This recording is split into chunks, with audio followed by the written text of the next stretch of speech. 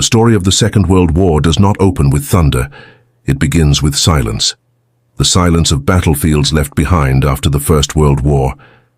Imagine Europe in 1919. The trenches are empty, the guns are quiet, but the earth is still scarred, torn by shell craters and lined with rusting wire. Millions of men lie buried beneath those fields, and the survivors return home carrying wounds that never truly heal. The world calls it the war to end all wars. But it is not the end. It is only an uneasy pause. In a palace outside Paris, diplomats gather to shape the future. The Treaty of Versailles is written, its clauses sharp as blades. Germany is stripped of colonies, of territories, of its dignity. Reparations are demanded, sums so vast they weigh like chains upon the people. The treaty declares Germany solely guilty for the Great War. In Berlin, in Munich, in the towns and villages, resentment grows quietly like a storm cloud on the horizon. The 1920s flicker with both hope and despair. In cafes, jazz plays, radios hum with new music, and young people taste freedoms unknown before. But beneath the bright surface, economies tremble. In Germany, inflation spirals so wildly that money becomes almost worthless, a loaf of bread costing stacks of banknotes. Families carry wages home in wheelbarrows, only to discover that by evening the money buys less than it did that morning. Then, in 1929, the Great Depression strikes. Factories close. Farmers cannot sell their crops. Entire nations sink into unemployment and hunger. Around the world, fear takes root, and where there is fear, voices of certainty find power. In Italy, Benito Mussolini promises strength and revival through fascism. He wears a black shirt, marches with loyal followers, and declares that democracy is weak, that only authority can restore greatness. In Japan, military leaders grow bold, claiming their island nation is too small, its resources too scarce. They speak of destiny across seas, of conquest as survival. And in Germany, a man begins to rise. Adolf Hitler, a soldier of the Great War, wounded not only by gas and shrapnel but by the sting of defeat, speaks in crowded halls. His voice is fierce, his message simple. Germany must rise again. He speaks of betrayal, of enemies within, of revenge and rebirth. To many, his ideas sound dangerous, even absurd. But to a people hungry for hope, humiliated and struggling, his words glitter like a promise of salvation. The 1930s become a decade of broken barriers. In 1931, Japan invades Manchuria, carving out a puppet state. The League of Nations created to keep peace condemns the act, but does nothing more. The world's silence is a green light. In 1935, Mussolini's Italy invades Ethiopia. Once again, the League objects, but the armies march unchallenged. The lesson is clear: aggression will be tolerated. In Germany, Hitler moves boldly. He rebuilds the army, training soldiers in secret, then openly. In 1936, he sends troops into the Rhineland, a region forbidden by treaty. Many expect Britain or France to respond with force, but no response comes. Hitler learns a lesson: the world will not stop him. Now imagine Europe like a stage, its actors frozen by memory. Leaders in London and Paris cannot forget the blood-soaked years of the trenches. They will do almost anything to avoid another war. And so appeasement becomes their policy. If Hitler is given what he asks, perhaps peace can last. In 1938, Germany annexes Austria, welcomed by cheering crowds in Vienna. Europe hesitates, but does not resist. Later that year, Hitler demands the Sudetenland, a border region of Czechoslovakia. The world fears war, and so Britain, France and Italy meet Hitler in Munich. They agree to his demands, and Prime Minister Neville Chamberlain returns to London declaring peace for our time. Crowds cheer, believing disaster has been averted, but the ink is barely dry before Hitler breaks his word. By March 1939, he swallows all of Czechoslovakia. Appeasement has failed. That summer, a shocking announcement shakes the world. Germany and the Soviet Union, sworn enemies in ideology, sign the Molotov-Ribbentrop Pact. Publicly, it promises peace between them. Secretly, it divides Eastern Europe like spoils. Poland is marked to be carved in two. The world reels in disbelief, but the pact is real. And then comes September.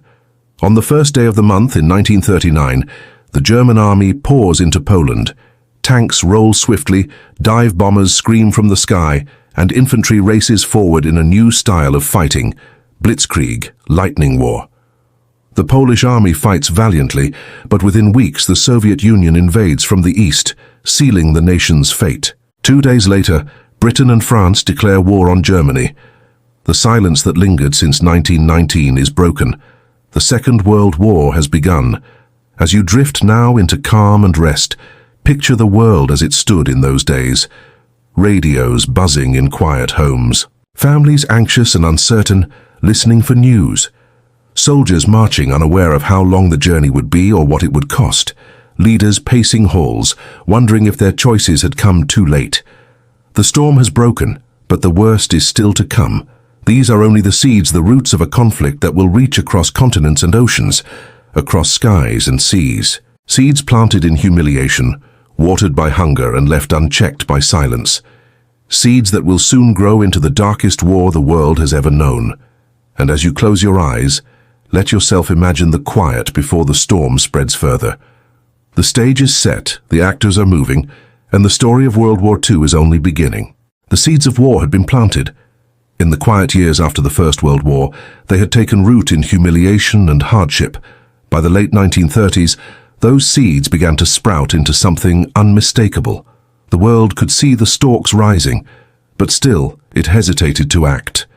Imagine Europe as a landscape heavy with clouds. The soil is wet with memory, the air thick with the fear of repeating old mistakes. The leaders of Britain and France, haunted by the ghosts of the trenches, look out across this stormy horizon and whisper to themselves, "Surely peace can be saved, if only we yield a little more." In March of 1938, Germany made its first bold leap beyond its borders. Hitler had long dreamed of uniting all Germans into a single nation. For him, Austria, his own birthplace, was not a neighbor, but a missing piece of a larger whole. And so, with careful planning, German troops marched across the border. But this was not conquest through blood and fire. This was conquest through embrace. Crowds in Vienna filled the streets, cheering, saluting, and throwing flowers. Posters welcomed Hitler as a hero. It was called the Anschluss, the joining, and it gave Hitler more than just land. It gave him legitimacy. The world watched, but no one intervened. Britain and France, though uneasy, convinced themselves it was not worth war. After all, wasn't Austria German in culture and language? Wasn't it natural, some said, for them to unite? And so the storm passed, but only for a moment. Next came Czechoslovakia, a young and democratic nation carved from the ruins of old empires. Its western border, the Sudetenland, was home to 3 million ethnic Germans. Hitler declared that they were suffering, mistreated, and must be brought into the Reich. The truth was more complex. The Sudeten Germans were not starving. They had rights and political voices, but Hitler's words turned their discontent into a weapon. He demanded the territory, threatening war if denied. Czechoslovakia braced itself.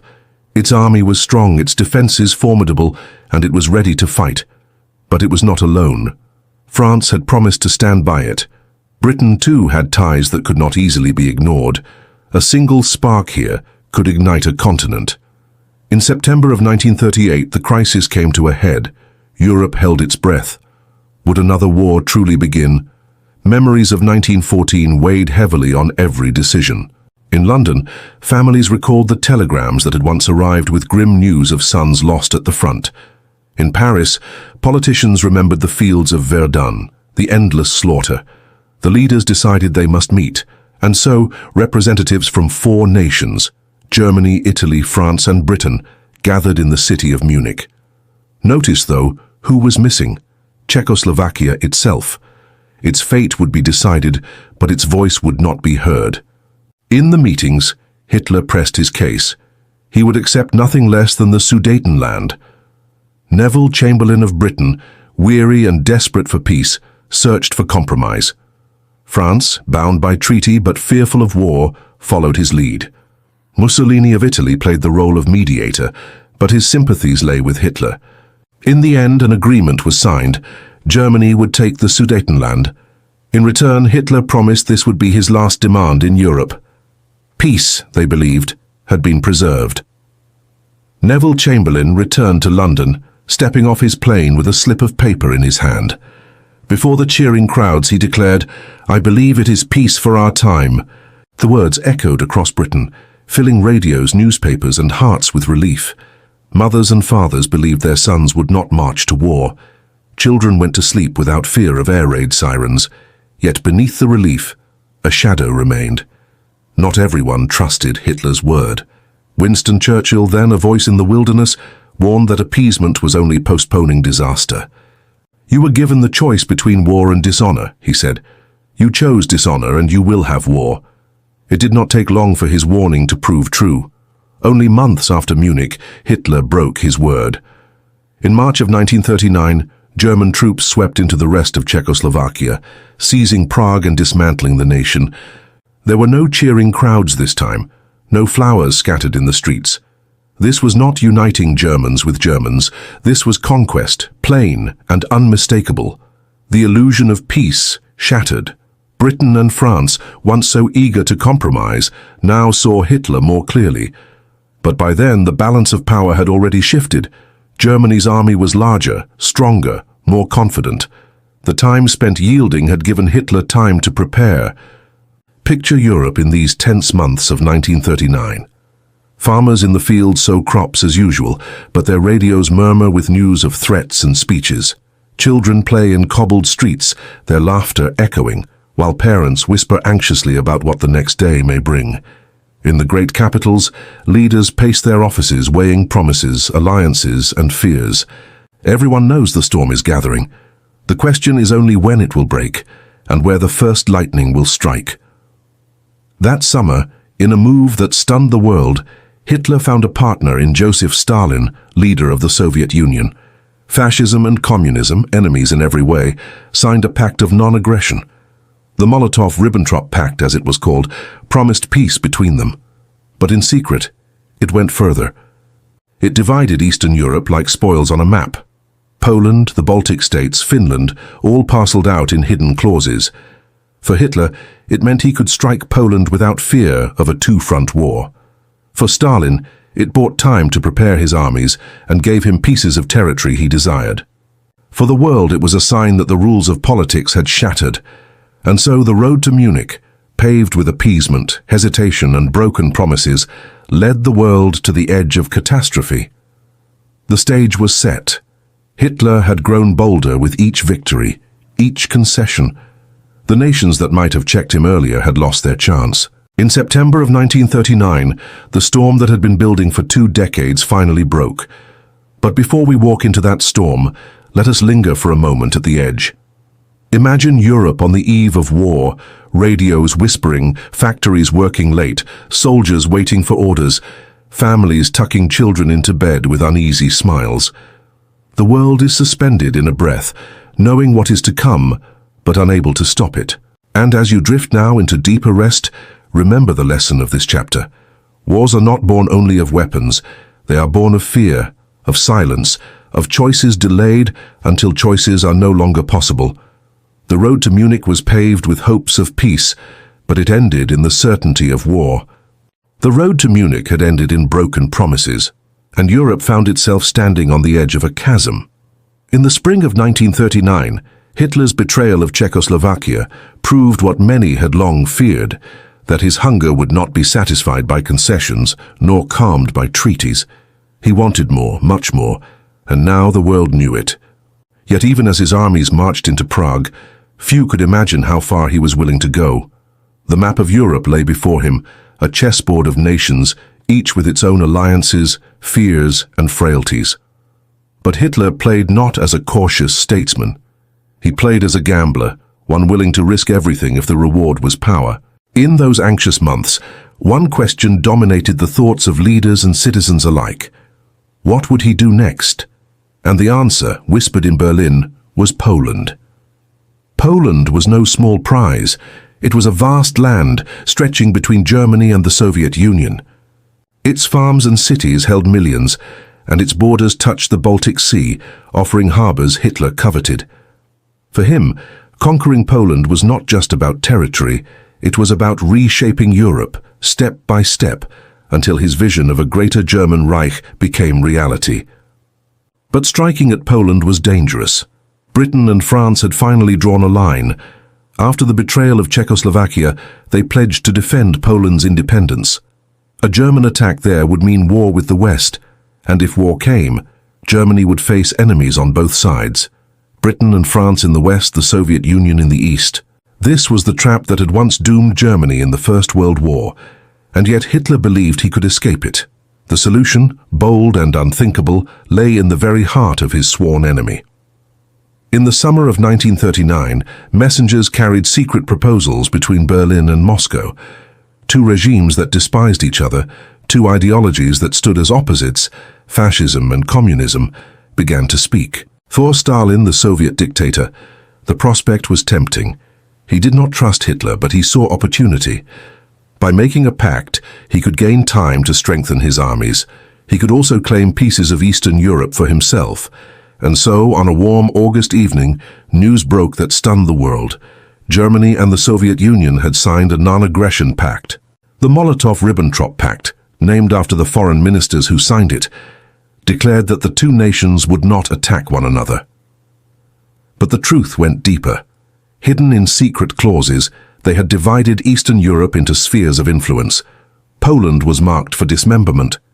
The Baltic states, Estonia, Latvia, Lithuania, were promised to Moscow. Even Finland and parts of Romania were whispered over like items on a shopping list. To the outside world, it seemed unthinkable. How could Hitler and Stalin, enemies in every speech and every propaganda poster, now stand as partners? But politics often wears strange masks, and in that moment, necessity bound them together. Hitler gained the freedom to strike Poland without fear of a Soviet response. Stalin gained time, territory, and breathing space. When the news reached London and Paris, disbelief turned to dread. The balance of power had shifted once more. Their pledge to Poland still stood, but they knew now that any war would be fought not only against Germany, but against the shadow of the Soviet Union's silence.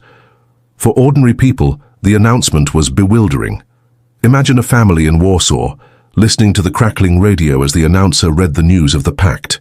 They would look at each other in confusion, Germany and the Soviet Union together.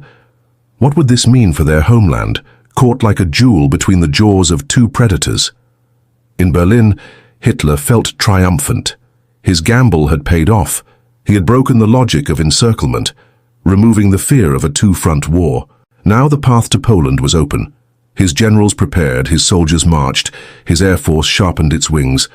And in Moscow, Stalin watched carefully.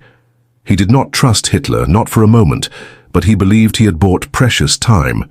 Time to build more tanks, more planes, more guns. Time to fortify the Soviet Union's defenses. He thought he could outplay the German dictator when the moment came. But for now he would let Hitler make the first move. The summer of 1939 passed in a haze of tension. Across Europe, people sensed the storm was about to break. In London, gas masks were distributed to families. In Paris, soldiers were called to their units. In Berlin, factories worked day and night, pouring out weapons of war. And in Warsaw, children played in the streets, their parents watching them with anxious smiles, as if trying to memorize their laughter before it was silenced.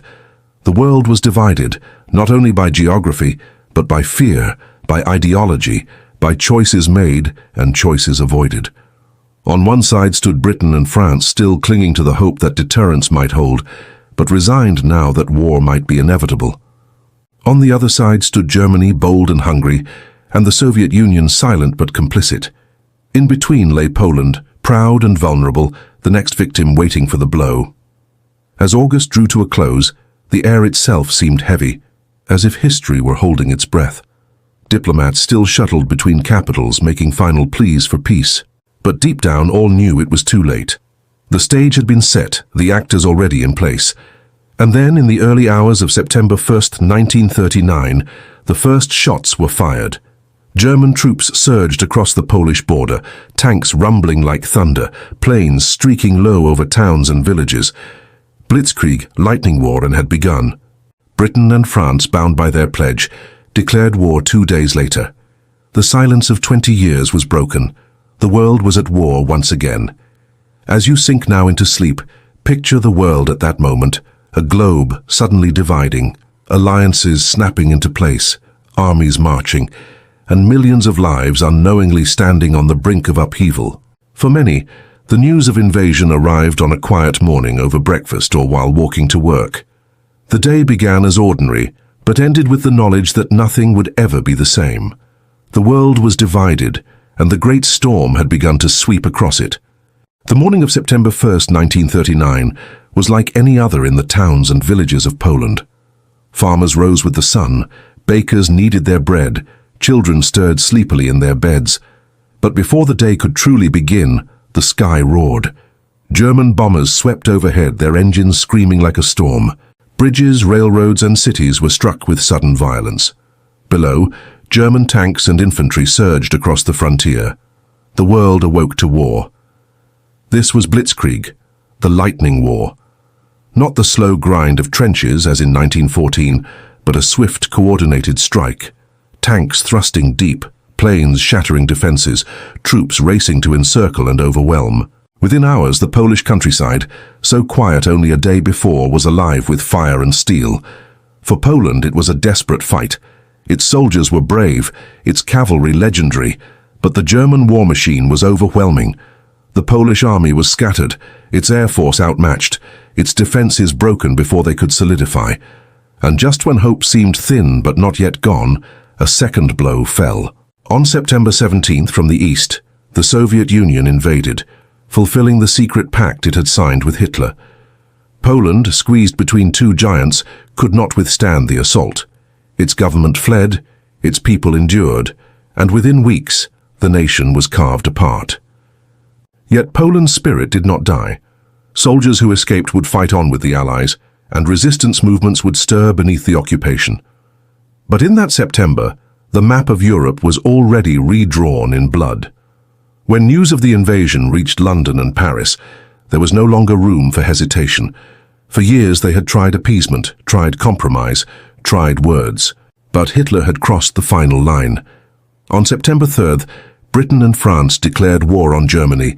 Their voices shook across radios, solemn and resolute. Europe was at war again. And yet, after those words, something strange happened. The armies of Britain and France mobilized. Soldiers took their posts along the French border. The German forces stood on the other side. And then nothing.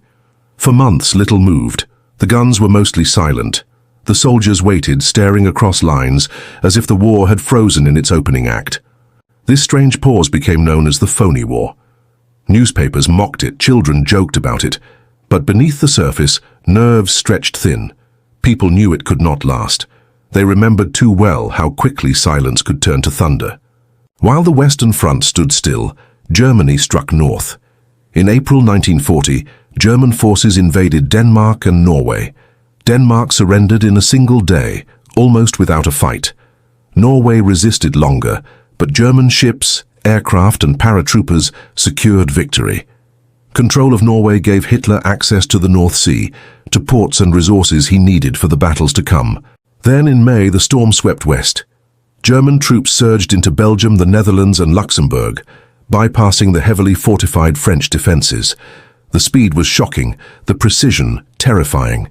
Cities fell in days, armies were cut off before they could retreat. Refugees filled the roads, streams of men, women and children carrying what little they could, fleeing the tide of war. At Dunkirk, on the northern coast of France, the British army and parts of the French were trapped. German forces closed in from all sides. It seemed certain that the British Expeditionary Force, nearly 400,000 soldiers, would be destroyed or captured. But in one of history's most remarkable rescues, a call went out across Britain. Fishing boats, ferries, pleasure craft and naval ships alike crossed the channel under constant threat of air attack. For days they carried men from the beaches back to England. It was chaotic, desperate and costly, but it worked. Over 300,000 soldiers escaped. Dunkirk was not a victory, but it was survival, a light in the darkness, a chance to fight again. France, however, could not survive the onslaught. By June, German troops marched into Paris. The French government capitulated soon after. In a matter of weeks, the great nation that had stood as a pillar of Europe was defeated. The shock reverberated around the world. Britain now stood alone. And so as the summer of 1940 began, the war entered a new phase. Britain, an island nation, prepared itself for invasion. Its people dug trenches in their gardens, taped their windows, and carried gas masks wherever they went. The skies above would soon be the battlefield. But for a moment, let us pause here. At the turning of the war's first chapter, imagine Europe as it stood. Poland carved apart, France fallen, Norway and Denmark under German control, Belgium and the Netherlands occupied. Across the continent, Nazi banners flew where once national flags had waved. Families lived under curfews, radios blared propaganda, and whispers of resistance spread cautiously. In Britain, children were evacuated from cities to the countryside, their small hands clutching suitcases and gas mask boxes as trains carried them away from danger. Mothers waved with brave smiles, their hearts breaking, knowing it might be months, even years before they saw their children again. In Germany, parades celebrated victory, but in the shadows, plans for even greater conquest took shape. And in the Soviet Union, Stalin watched, patient and calculating, gathering strength for a moment he knew would one day arrive. The war had begun not with a single battle, but with a cascade of choices, betrayals, and gambles that now swept nations into the fire. The silence of the phony war had given way to the roar of conquest, and the storm was only growing. As you drift deeper into rest, imagine the flickering lights of blackout curtains in London, the quiet streets of occupied Paris, the long lines of refugees on dusty roads, and the watchful soldiers on the cliffs of Dover staring across the Channel. The world is wide awake in fear, but you, listening now, may let your eyes close knowing the story continues. For the war has only just begun, and the battles yet to come will shape not just the fate of nations, but the very soul of the century. France had fallen. The German army, once feared but doubted, had proven itself unstoppable. In just 6 weeks, the heart of Western Europe had been conquered. Paris, the city of light, was under the shadow of the swastika. From Norway in the north to the Pyrenees in the south, Hitler's empire stretched wider than any had dared imagine. But though much of Europe bowed, one island nation stood defiant. Britain, alone, battered, but unbroken. Imagine London in the summer of 1940, streets dimmed by blackout curtains, sandbags piled outside public buildings, the air heavy with tension. Families carried gas masks in little cardboard boxes slung over their shoulders. Posters urged calm, courage, and unity. "Keep calm and carry on," they said, not as a slogan for mugs and souvenirs, but as a quiet command for survival. Hitler now faced a choice. He could try to invade Britain, an operation codenamed Celian, but to do so he would need control of the skies. Thus began one of the most pivotal struggles of the war, the Battle of Britain. Day after day, German bombers roared across the Channel. Their targets were airfields, radar stations, and cities. British pilots, young men barely out of school, scrambled into their cockpits to meet them. The roar of the Spitfire and the Hurricane filled the skies. Dogfights twisted above the countryside, contrails weaving white scars against the blue. Winston Churchill, now Prime Minister, watched with grim determination. In Parliament he spoke words that steadied the nation. Never in the field of human conflict was so much owed by so many to so few. The few were the Royal Air Force pilots, who fought tirelessly, their bravery holding back the tide. Though the battles were fierce and the losses heavy, Britain endured. Radar gave early warning. The pilots flew again and again, refusing to yield, and slowly Germany's plan unraveled. Hitler could not break Britain's defenses. The invasion was postponed, then abandoned. For the first time, the Nazi war machine had been stopped. But the skies did not fall silent. Frustrated, Hitler turned his bombers to the cities. Night after night, London and other towns endured the Blitz. Sirens wailed, families rushed to shelters, and bombs rained down. Buildings crumbled, fires raged, yet the people endured. By morning, buses ran again, milk was delivered, and life, somehow, continued. Britain had survived the onslaught, but across the continent, hope was faint. In country after country, German occupation settled like a dark fog. Governments collapsed, armies disbanded, and citizens lived under strict rule. Resistance groups began to form, men and women who met in secret, passed coded messages and risked everything to defy their occupiers. They were small in number, but their courage was immense. Meanwhile, Hitler's ambitions grew. He had conquered the West, but his eyes turned eastward. He dreamed of vast empires carved out of the Soviet Union, of resources and lands to feed his vision of dominance. Yet before he struck east, he turned south. In 1940 and 1941, German troops moved into the Balkans, seizing Yugoslavia and Greece. Italy, Hitler's ally under Mussolini, had tried and failed to conquer Greece on its own. German intervention crushed resistance quickly, showing again how far the Reich's reach had extended. And still in the Mediterranean, another front burned. North Africa became a theater of shifting sands, where German and Italian forces clashed with British armies. The German general Erwin Rommel, known as the Desert Fox, led bold campaigns across dunes and deserts, his tactics legendary. Battles raged over ports, oases, and the vital Suez Canal, lifeline to Britain's empire. By 1941, it seemed Hitler's star only rose higher. From the Arctic Circle to the Sahara, his forces pressed forward. Only Britain remained free in Europe, battered but unbroken.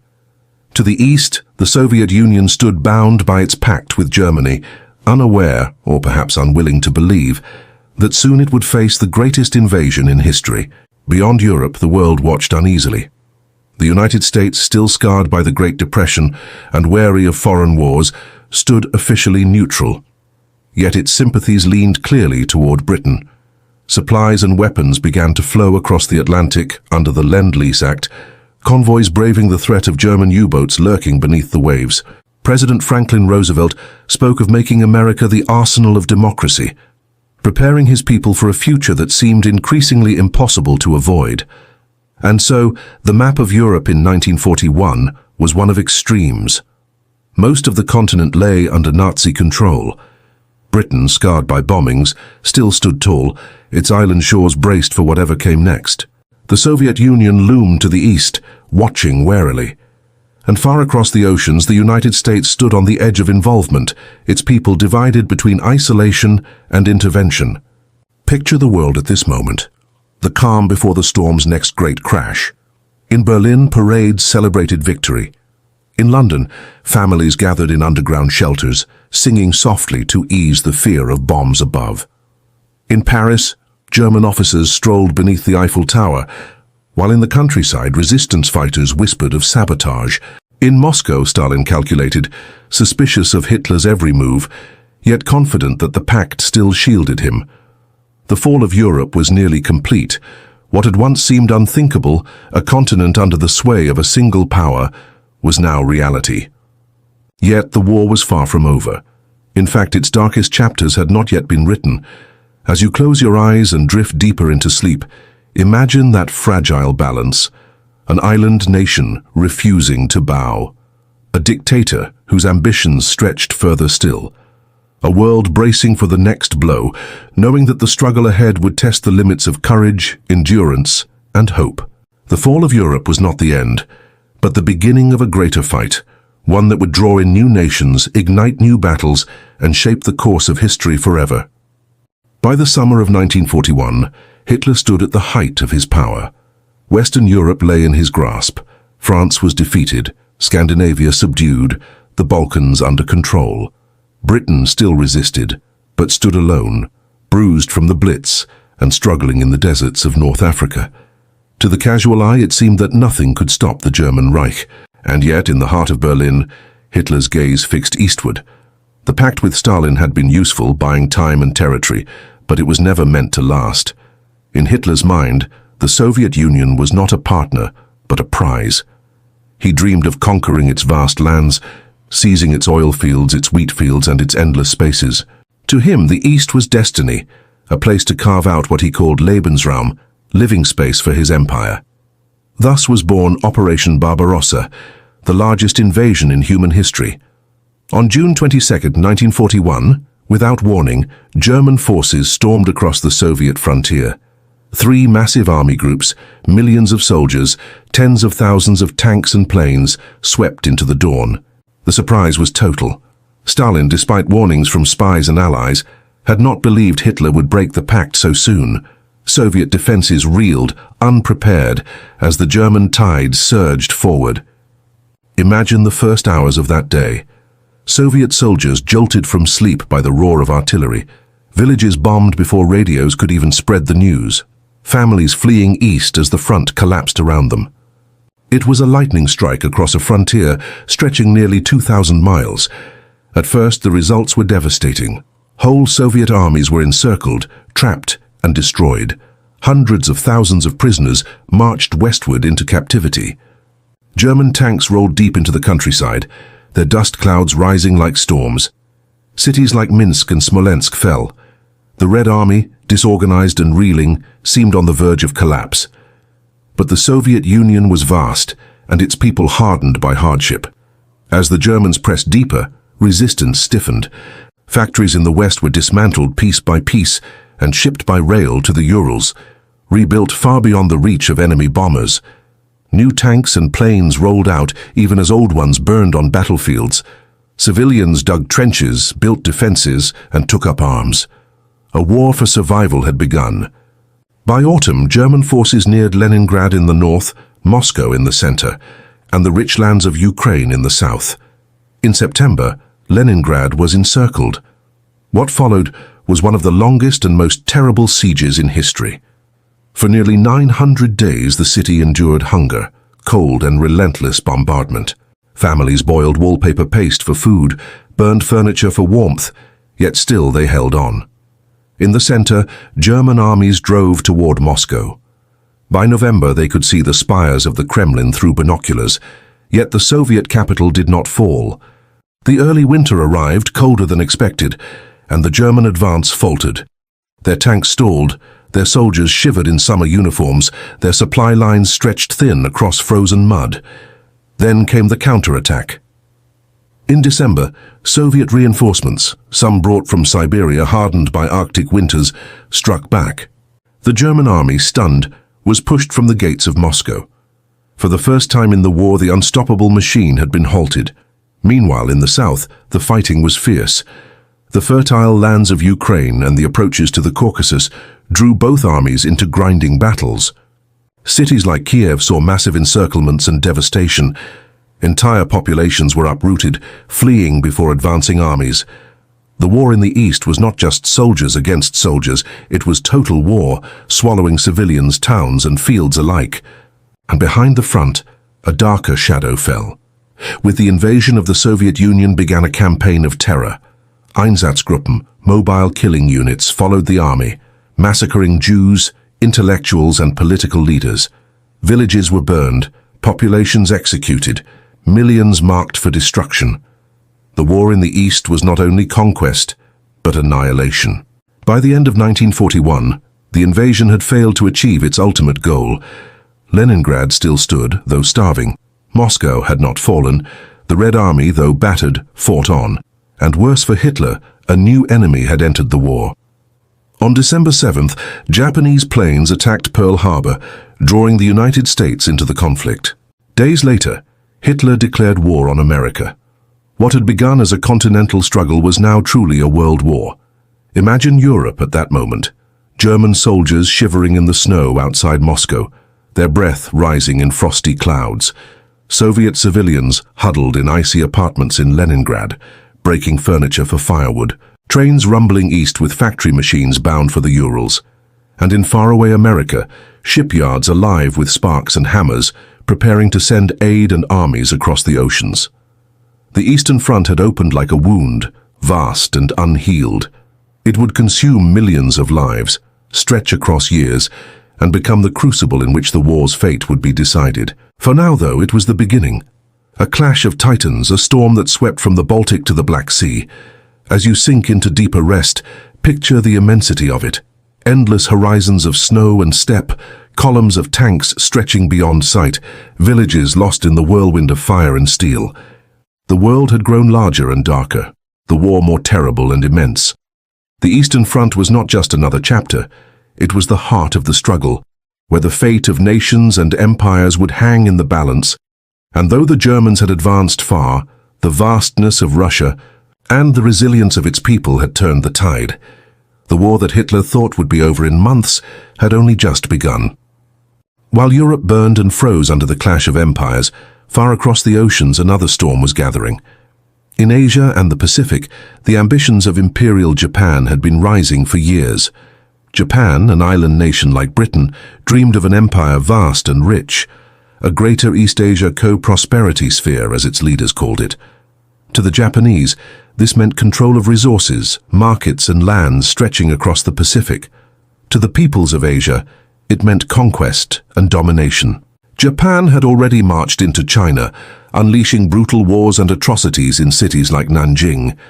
It had occupied Korea, carved territories in Manchuria, and eyed the colonies of European powers weakened by war in Europe. Oil, rubber and iron, the resources Japan needed to fuel its navy and industry, were within reach if only it could strike boldly enough. But there was one obstacle: the United States. America, though still hesitant to enter the war raging in Europe, had imposed sanctions on Japan, cutting off access to vital oil and steel. To Japan's leaders, this was intolerable. Without oil, their empire would stall. Without bold action, their dreams would wither. So they chose a gamble, sudden, devastating, and daring. On the morning of December 7th, 1941, as dawn broke over Hawaii, the sky filled with the drone of aircraft. Japanese planes rising from carriers hidden at sea swept toward Pearl Harbor. Bombs and torpedoes fell upon the anchored American fleet. Battleships shuddered and sank. Planes burned on their runways, and men leapt into oily flames to save themselves. The attack was swift, brutal, and shocking. In less than 2 hours, the pride of the U.S. Pacific Fleet lay crippled. Over 2,000 Americans were killed. Radio broadcasts carried the news across the country, voices trembling with disbelief. The next day, President Franklin Roosevelt addressed the nation, declaring December 7th, a date which will live in infamy. America was at war, but Japan's strike was not limited to Hawaii. Almost simultaneously, its forces surged across the Pacific. They struck the Philippines, a U.S. territory, overwhelming defenses. They landed in Malaya and swept into Singapore, where British forces would soon suffer one of their greatest defeats. They occupied Hong Kong, advanced into Burma, and pressed toward the Dutch East Indies for oil. In the first months of 1942, Japanese victories seemed unstoppable. Their navy dominated the seas, their soldiers advanced relentlessly through jungles and islands, their empire expanding faster than the world could grasp. To many it seemed as though a new order was dawning, with Japan commanding the Pacific as Germany ruled Europe. Yet the United States was vast, its industry unmatched. In the months after Pearl Harbor, American factories thundered to life.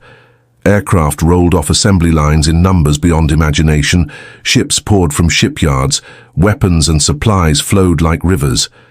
The sleeping giant, as some in Japan called it, had awoken. The first signs of resistance came quickly. In April 1942, American bombers under James Doolittle launched a daring raid over Tokyo. The damage was minor, but the message was clear. Japan was not untouchable. Morale soared in the United States. The real turning point, however, came at sea. In June 1942, Japanese forces sought to seize Midway Island, a small outpost vital to controlling the Central Pacific. But American codebreakers had uncovered their plan. Forewarned, the U.S. Navy prepared an ambush. The Battle of Midway was fierce and chaotic, fought across open ocean. In a matter of hours, American dive bombers struck and sank 4 Japanese aircraft carriers, the very ships that had launched the attack on Pearl Harbor. The loss was catastrophic. Japan's advance was halted. The balance in the Pacific began to shift. From that moment on, the war in the Pacific became a long, grueling struggle of island against island. American forces, alongside Australians and other allies, fought through jungles, beaches, and coral reefs.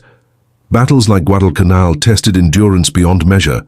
Soldiers faced not only the enemy, but disease, hunger, and the unforgiving climate. The Pacific War was unlike the war in Europe. Here the battlefield was the ocean itself, vast distances bridged by ships and aircraft, islands transformed into fortresses, seas filled with submarines and fleets. Civilians across Asia endured occupation, their lands seized, their people forced into labor. The brutality was immense, the suffering widespread. And yet, within this darkness, courage burned. On the islands of the Philippines, guerrilla fighters resisted. In China, millions fought on despite staggering losses. Across the Pacific, Allied sailors, soldiers, and airmen endured hardship after hardship, step by step pushing back the tide. By late 1942, the tide had begun to turn. Midway had crippled Japan's carrier strength. Guadalcanal had shown that Japanese forces could be beaten on land. The United States, now fully mobilized, poured men and machines into the fight. Slowly, the great expanse of the Pacific, once dominated by Japan, began to shrink. Picture the world at this moment. In Europe, Hitler was locked in a brutal struggle with the Soviet Union, his armies slowed by winter and resistance. In Britain, families listened to the radio, hearing news of battles in places they had never imagined: Coral Sea, Midway, Guadalcanal. In Tokyo, leaders wrestled with the consequences of their gamble. And in Washington, Roosevelt and his generals planned for a war that would span oceans, continents, and years. The attack on Pearl Harbor had awakened America, but it had also awakened the world to the scale of this conflict. What had begun as a European war was now truly global. From the snows of Russia to the deserts of Africa, from the skies over Britain to the jungles of the Pacific, the world was aflame. As you drift into deeper rest, imagine those vast oceans at night, lit only by the glow of ships on the horizon, the stars mirrored in the waves, sailors on deck staring into the darkness, wondering what tomorrow would bring. The Pacific War had begun with fire at Pearl Harbor, but its battles would stretch across thousands of miles, each one shaping the course of history. The world was now united in struggle, and though the Axis powers seemed formidable, the tide had begun to turn. By late 1942, the world seemed locked in uncertainty. Axis powers held vast territories. Germany controlled most of Europe, its banners flying from Paris to Athens. Japan stretched across the Pacific, its empire touching the shores of Burma, the Philippines, and the Solomons. To many, the future appeared grim, and yet beneath the weight of conquest, the tide of war was beginning to turn. It began in the deserts of North Africa. For 2 years, armies had battled across sand and stone, struggling over ports and supply lines, the heat and dust as much an enemy as the soldiers themselves. The German general Erwin Rommel, the Desert Fox, had pushed the British back toward Egypt, threatening the Suez Canal, a lifeline of empire. His tanks and cunning maneuvers seemed unstoppable. But in the autumn of 1942, the Allies struck back. At El Alamein, under the command of British General Bernard Montgomery, the desert roared with artillery. Shells thundered across dunes, tanks clashed under burning skies, and soldiers pressed forward step by step. The battle was fierce, but at last the Axis advance was halted. Winston Churchill declared it the end of the beginning. For the first time in the war, German forces were decisively pushed back. Almost at the same time, across the world, another battle raged with equal ferocity: Stalingrad. On the banks of the Volga River, the city that bore Stalin's name became the focal point of the German drive into the Soviet Union. Hitler was determined to seize it, both for its strategic value and its symbolic weight. The battle began in the summer of 1942 as German troops pushed into the city, street by street, house by house. Stalingrad was reduced to rubble. Buildings shattered, factories burned, and the river itself ran red. Yet the Soviet defenders clung to every block, fighting from basements and ruins, refusing to yield. Not a step back, Stalin had ordered, and the soldiers obeyed with unyielding courage. As winter closed in, the tide shifted. Soviet forces encircled the German Sixth Army, trapping it in the ruins of the city. Supplies dwindled, hunger gnawed, frost-bitten soldiers huddled in the snow. Hitler ordered them to hold, but the trap tightened. By February 1943, the once proud Sixth Army surrendered. Nearly 300,000 men had entered Stalingrad. Only a fraction returned. It was a shattering defeat. the first great crack in Hitler's war machine. The myth of invincibility was broken. From the Volga to the Atlantic, the world took notice. Germany could be beaten. Meanwhile, across the oceans, the United States pressed its counter-offensive in the Pacific. At Guadalcanal, American Marines clung to a small airstrip, battling Japanese attacks by day and night. The jungle was thick, the climate merciless, disease stalking both sides. Naval battles raged in the surrounding seas, carriers and cruisers trading blows under the moonlit waves. The struggle for Guadalcanal lasted months, but by early 1943, the island was secured. For the first time, Japanese expansion had been stopped. The long road across the Pacific, island by island, battle by battle, had begun. Taken together, El Alamein, Stalingrad, and Guadalcanal marked a turning point. No longer were the Axis powers advancing without check. For the first time since the war began, the Allies seized momentum. Picture the world in those months. In London, crowds gathered around radios, cheering news of victories in North Africa. In Moscow, exhausted soldiers raised red banners over the ruins of Stalingrad, their triumph bought with unimaginable sacrifice. In Washington, Roosevelt and his generals spoke of an arsenal of democracy now fully awake. And in Berlin, the mood shifted, still defiant, but tinged with unease. The war was far from over. Millions more lives would be lost before peace returned, but the balance had shifted. The Allies had proven they could not only endure but strike back. Yet turning the tide did not mean quick victory. Ahead lay years of brutal struggle. The Soviets would push westward, step by step, village by village, toward Berlin. The Allies in North Africa would cross the Mediterranean into Italy, facing mountain fortresses and stubborn resistance. In the Pacific, each island would demand courage and blood. Still, in 1943, hope flickered stronger than before. The great wave of Axis conquest had reached its crest. Slowly, steadily, it began to recede. As you drift into rest, imagine the echoes of these battles, the thunder of tanks in the desert, the crackle of rifles in ruined factories, the crash of waves against Pacific shores. See the faces of soldiers young and weary, fighting not only for survival, but for a future they could barely imagine. The tide was turning. The darkness of conquest was giving way to the first glimmers of dawn, and though the night of war was far from ended, the promise of morning lay ahead. The year was 1943. Across the world, the tide of war had begun to shift. The defeats at Stalingrad, El Alamein, and Guadalcanal had cracked the illusion of Axis invincibility. And now, the Allies prepared to carry the fight forward, step by step, toward the heartlands of their enemies. The first stage of this advance came across the Mediterranean. From the sands of North Africa, Allied armies gathered strength. British, American, Canadian, Free French, and soldiers from across the Commonwealth stood ready. Their next target, Italy, the soft underbelly of Europe, as Churchill called it. In July 1943, the Allies struck. They landed first in Sicily, the largest island in the Mediterranean. Waves of soldiers surged ashore under fire, supported by ships and planes that filled the skies and seas.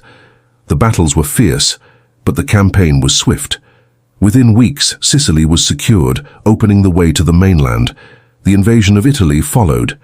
In September, Allied troops landed at Salerno, facing stubborn German defenses.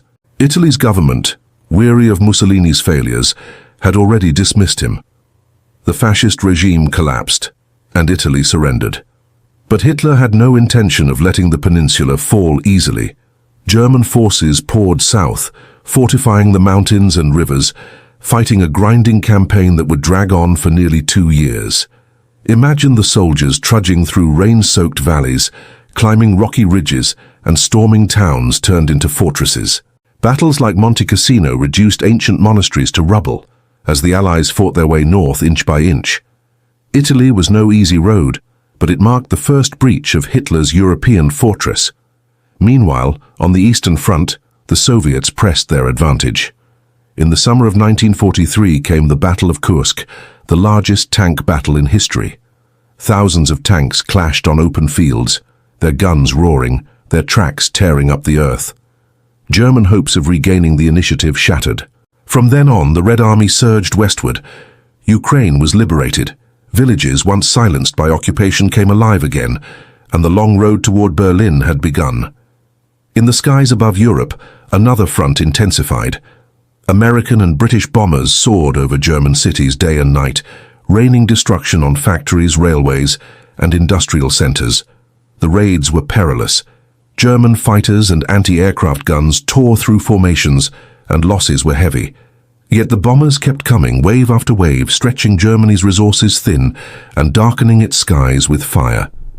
Across the Atlantic, the oceans became battlegrounds of their own. German U-boats prowled the shipping lanes, sinking merchant vessels that carried vital supplies to Britain and the Soviet Union.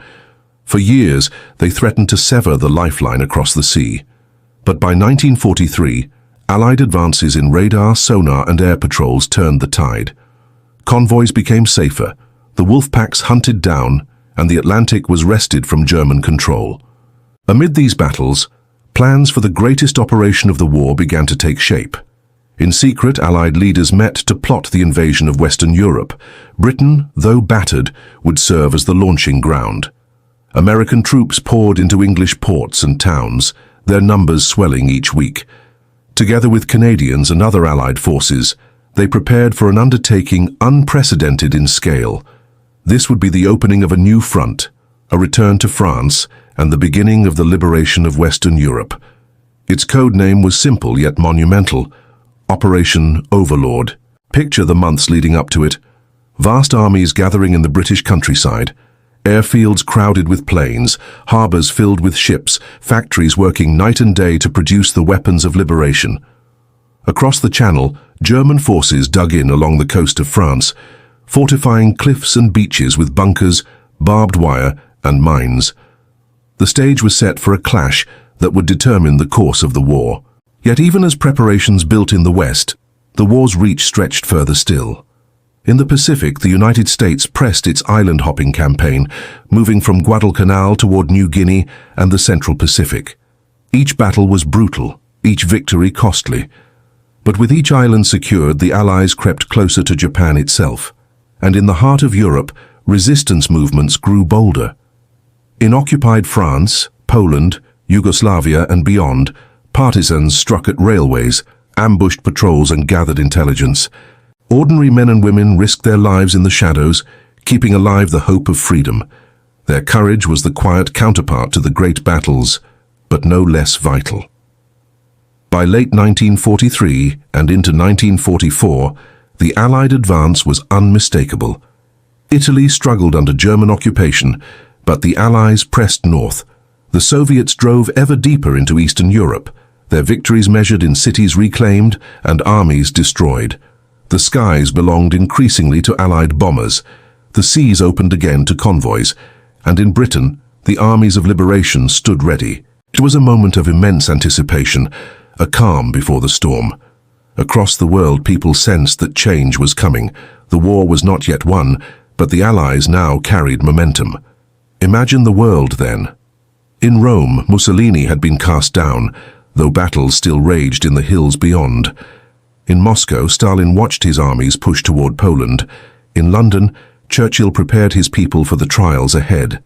In Washington, Roosevelt and his generals planned across two oceans, knowing the final battles were yet to come. The advance was underway. The Allies had shifted from defense to offense, from survival to liberation, but ahead lay some of the war's greatest challenges: beaches that would run red with blood, cities that would burn, and battles that would test the will of nations.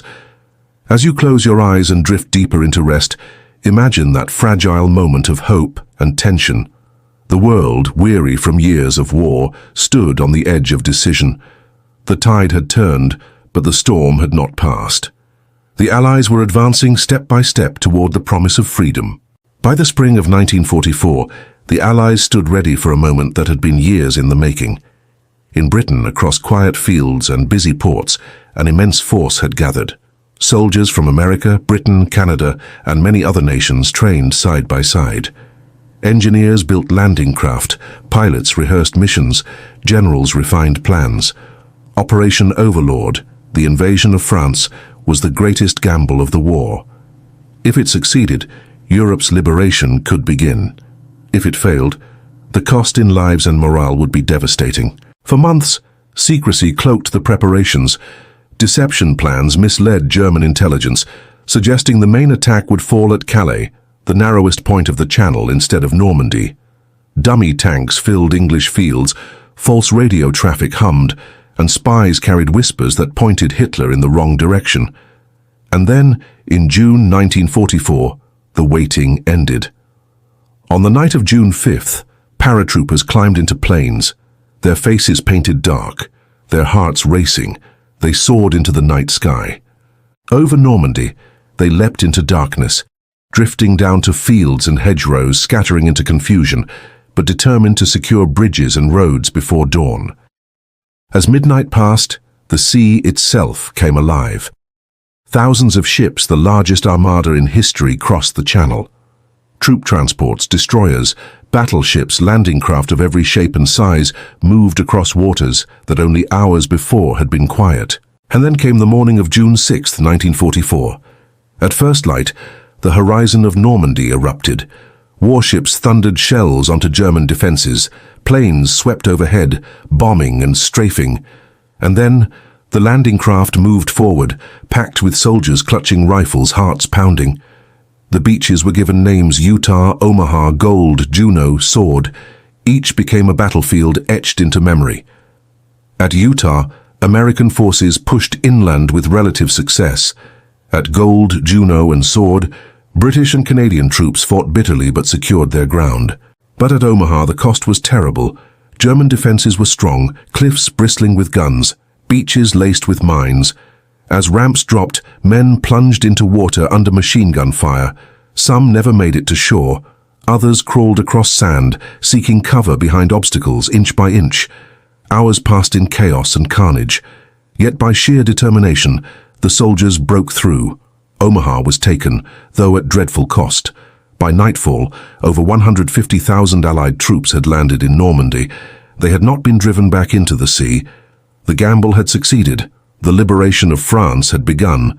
From that moment, the battle for Normandy stretched on through hedgerows and villages. German forces counterattacked fiercely, panzer divisions striking again and again. Towns like Caen became ruins under bombardment. The fighting was slow, brutal, house to house, field to field. But the Allies pressed on, supported by overwhelming air power and endless supply lines that poured across the Channel. In late July, a breakthrough came. Operation Cobra shattered German defenses in the west of Normandy. American forces surged into the countryside, moving swiftly, encircling German armies in the Falaise pocket. Thousands were killed or captured. The road to Paris lay open. And in August 1944, Paris rose. Resistance fighters, long hidden in the shadows, took to the streets. Barricades sprang up, flags unfurled, the city alive with defiance.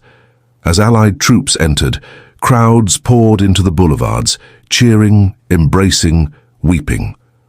After 4 long years of occupation, Paris was free. From Normandy and Paris, the advance continued.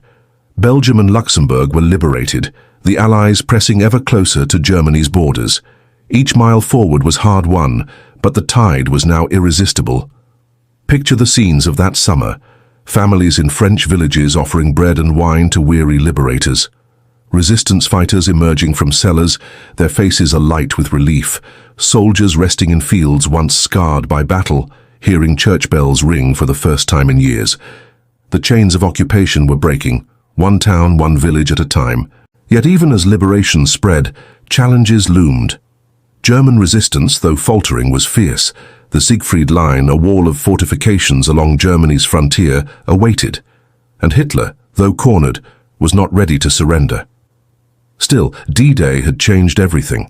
What began as a desperate landing on stormy beaches had become the spark that lit Europe's freedom. The Atlantic Wall, once thought impenetrable, had been breached. The Allies now stood within striking distance of Germany itself. As you drift into deeper rest, imagine that vast armada sailing across the night sea, waves glittering under moonlight, men whispering prayers as they prepared to step into history. Imagine the courage it took to leap into darkness from planes or to run across beaches under fire. And imagine the joy of liberation, the bells of Paris ringing, the streets filled with flags and flowers, hope restored after years of darkness. D-Day was not the end of the war, but it was the beginning of the end. The road ahead would still be long through Ardennes forests, across rivers, and into Germany's heart. But the promise of victory was now within reach. By late 1944, the tide of war had turned decisively against Hitler's Reich. From the west, Allied armies pushed through France and Belgium, their supply lines stretching, their eyes fixed on the Rhine.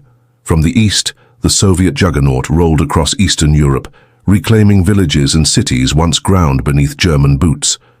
The noose was tightening, and yet the war was not finished. In desperation, Hitler prepared one last gamble. That gamble came in the forests of the Ardennes.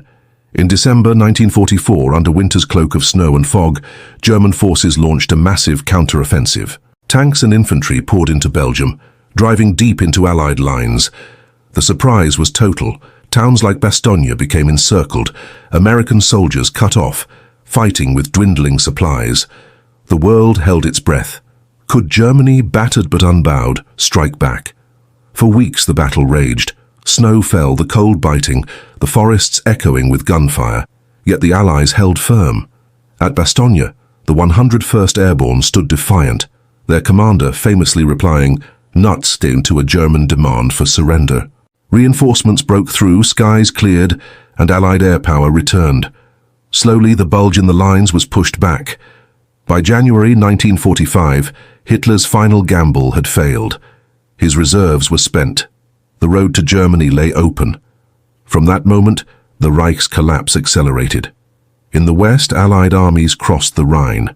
The great river, once seen as a shield, was bridged with pontoons and seized in daring assaults.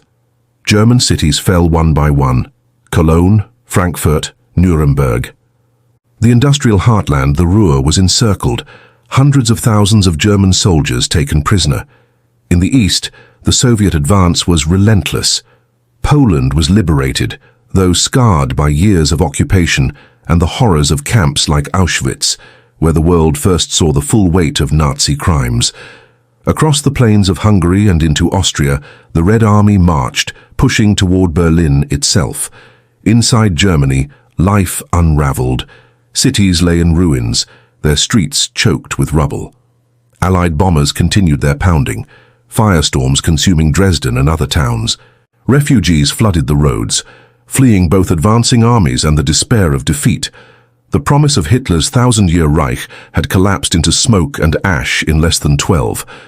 And still, in the Führerbunker beneath Berlin, Hitler clung to fantasies. He issued orders to divisions that no longer existed, raged at his generals, and demanded loyalty to a dream already shattered. Around him, the city prepared for siege. Barricades were built, children handed rifles, the last remnants of the Wehrmacht digging trenches in the capital's parks. In April 1945, the Soviets closed in. Berlin became a battlefield. Artillery thundered day and night, shells reducing entire districts to dust. House by house, street by street, the Red Army advanced. The Reichstag, symbol of German power, was stormed in flames, red banners raised over its ruins. Beneath the city, Hitler's world collapsed. In his bunker, deep under the Chancellery, he married Eva Braun in a final act of denial. Days later, as the Soviets surrounded the center, he ended his life. His body burned amid the rubble. His dream of empire died with him, leaving only ruins behind. Above ground, Berlin fell. On May 2nd, 1945, the city surrendered. In the west, German armies had already begun laying down their arms. One by one, commanders capitulated. Finally, on May 8th, 1945, the war in Europe ended. Victory in Europe Day, VE Day, dawned. The celebrations were immense. In London, crowds filled Trafalgar Square, cheering and singing as Churchill addressed them from a balcony. In Paris, the bells of Notre Dame rang out, echoing across a city once darkened by occupation. In New York, Times Square overflowed with joy, strangers embracing as confetti filled the air. And in Moscow, fireworks burst above the Kremlin, lighting the sky in triumph. Yet alongside the jubilation came grief. Tens of millions had perished, entire cities were gone, families broken, nations scarred. Victory had come, but at a cost too great to measure. And as Europe rejoiced, another war still raged. Across the Pacific, Japan remained defiant, its armies still holding vast territories, its people braced for a final desperate defense. The fall of Germany marked the end of one chapter, but the war was not yet done. Picture the world in those days of May. In Britain, weary citizens felt relief wash over them, though rationing and rebuilding lay ahead. In France, people danced in streets once patrolled by foreign soldiers. In the Soviet Union, mothers wept for sons who would never return, even as banners of victory fluttered over Berlin. And in Germany itself, silence descended, the silence of defeat, of a people awakening from nightmare to devastation. As you drift into rest, imagine those final days, the thunder of artillery fading, the crack of rifles silenced, smoke clearing over a broken city. Imagine the sudden stillness after years of chaos, a stillness filled with both relief and sorrow. The war in Europe was over. The Reich had fallen. But across the seas the flames still burned, and the world's gaze turned to the Pacific, where the final act of this global tragedy awaited. While Europe rejoiced in May 1945, as bells rang and flags fluttered, the war was not yet finished. Across the vast Pacific, the struggle continued. Japan, though battered, remained defiant. Its empire stretched from the jungles of Burma to the islands of the Philippines, from the coast of China to the volcanic ridges of Iwo Jima and Okinawa. The Pacific War was far from over, and its final chapter would be among the most brutal. For years, Japan had fought with fierce determination. Soldiers were trained never to surrender, to prefer death to capture. Kamikaze pilots, young men barely out of boyhood, took to the skies in planes loaded with explosives, diving into Allied ships with fiery sacrifice. Civilians, too, were prepared for resistance, drilled with bamboo spears, taught that invasion would bring annihilation. Against such resolve, every step toward Japan itself promised immense cost. The Allies, now free to concentrate their strength, pressed forward. American forces had already fought their way across the Central Pacific, capturing islands at great cost. In the Philippines, General Douglas MacArthur returned, as he had vowed years earlier, leading campaigns to free the islands from occupation. In the jungles and seas, the fighting was merciless, yet the tide pressed ever closer to Japan's home shores. The first great battle that foreshadowed the end came at Iwo Jima in February 1945. A small island of volcanic rock, it was little more than 8 square miles of ash and cliffs. Yet its airfields made it vital. From Iwo Jima, Japanese planes threatened American bombers heading for Japan, and if captured, it could serve as a base for those same bombers' return. The Japanese had prepared for months, digging tunnels and bunkers deep into the volcanic soil. When US Marines landed, they faced a hidden enemy. Machine guns and artillery opened fire from caves and ridges, cutting men down as they struggled ashore. For 5 weeks, the battle raged, every ridge and cave contested, every yard of ground paid for in blood.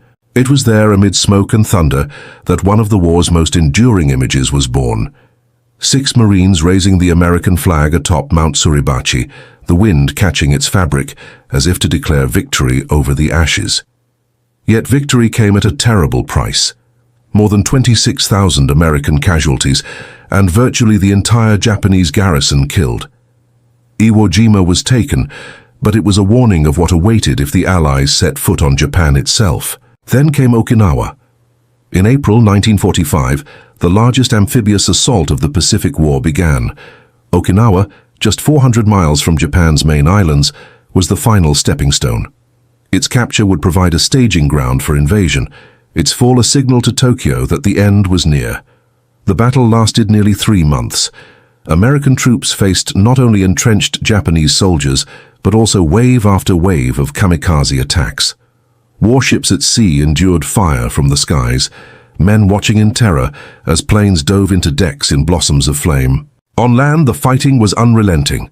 Hillsides became fortresses, caves turned into death traps. The rains came, soaking men in mud and misery, the ground itself dissolving into foul rivers. By June, Okinawa was secured, but the cost was staggering. More than 12,000 American dead, 36,000 wounded, and an even greater toll among the Japanese. Soldiers fought to the last, civilians leapt from cliffs rather than face surrender, and the island was left in ruins. It was the bloodiest battle of the Pacific, and it showed what an invasion of Japan itself might mean. Millions dead, cities destroyed, a catastrophe without measure. In Washington, in London, and in Moscow, leaders faced a grim choice.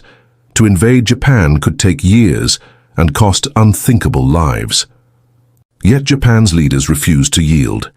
Though their navy lay in ruins, their cities were under daily bombardment, and their empire crumbled. Still they fought on, insisting on honor and survival even as defeat drew near.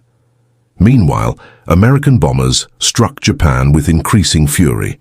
From the captured islands, fleets of B-29 superfortresses rose into the sky, droning across the seas to drop destruction on the cities below.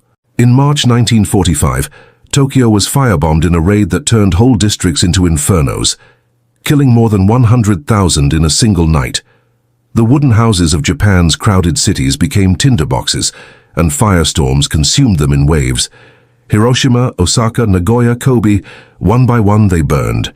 Millions were left homeless, the heart of the nation blackened and scarred. Still, Japan did not surrender. Its leaders hoped for some miracle, that the cost of invasion would force the Allies to offer terms, that Soviet neutrality might hold, that the will of the people could outlast the bombs.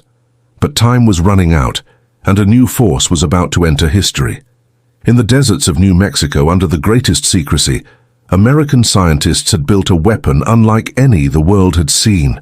The atomic bomb, a device harnessing the power of the atom itself, promised destruction beyond imagination. On July 16, 1945, the first test, codenamed Trinity, lit the desert with a blinding flash. A mushroom cloud rose into the dawn, and with it, a new age of warfare began.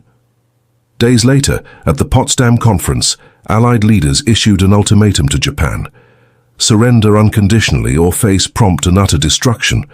The warning was clear, but Japan's government hesitated, torn between pride, fear, and the hope of negotiating better terms. And so, in August 1945, the bombs fell. On August 6th, the city of Hiroshima awoke to a summer morning. Children walked to school, workers began their day, merchants opened their shops. At 8:15 a.m., a single bomber appeared in the sky. Seconds later, a flash brighter than the sun engulfed the city. A mushroom cloud rose and Hiroshima was no more. Tens of thousands perished instantly, many more in the fires and radiation that followed. The world had changed in a heartbeat.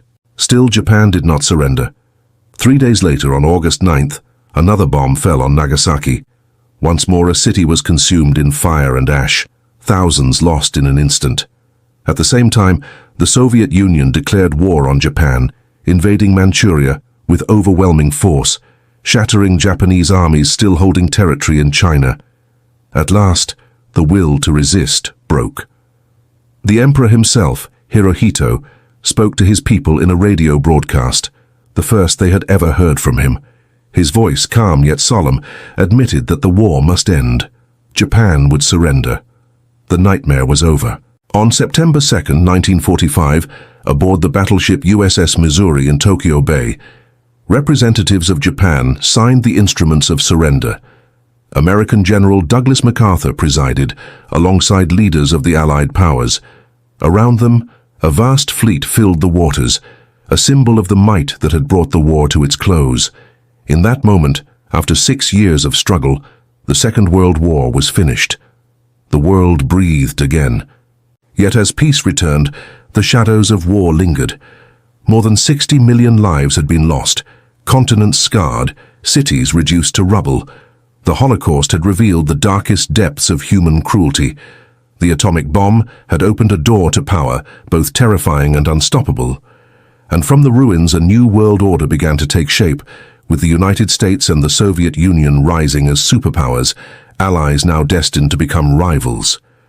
But on that September day, amid the ships in Tokyo Bay, What mattered most was the silence.